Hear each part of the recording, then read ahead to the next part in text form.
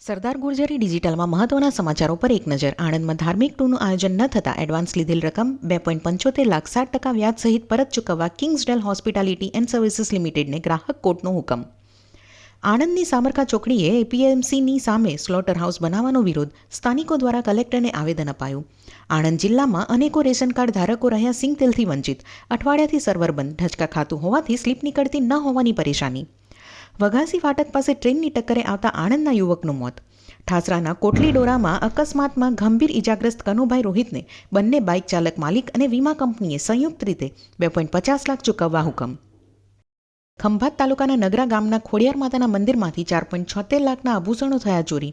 10.275 ગ્રામ સોનાના તેમજ 650 ગ્રામ ચાંદીના આભૂષણો અને દાનપેટીમાંથી રોકડા 15,000 તસ્કરો ચોરી ગયા. પેટલાદ તાલુકાના મોરણમાં માધ્યમિક શાળાના અભાવે વિદ્યાર્થીનીઓના ડ્રોપઆઉટ રેશિયોમાં વધારો. સરપંચ સહિત અગ્રણીઓએ શાળાની દરખાસ્ત શિક્ષણ વિભાગમાં મોકલી.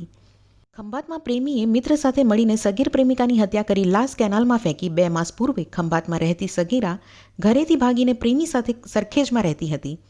નડિયાદમાં ગીરો પેટે આપેલ કાર પરત આપતા એડવાન્સ લીધેલ રકમ ચૂકવણીનો ચેક રિટર્ન કેસમાં ઇમરાન વોહરાને 3 માસની કેદ. નડિયાદ શહેરના ઘોડિયા બજારમાંથી અજાણ્યા યુવકની લાશ મળી આવતા ચકચાર. પોલીસે અકસ્માત મોતનો ગુનો દાખલ કરી વાલી વારસોની શોધખોળ હાથ ધરી.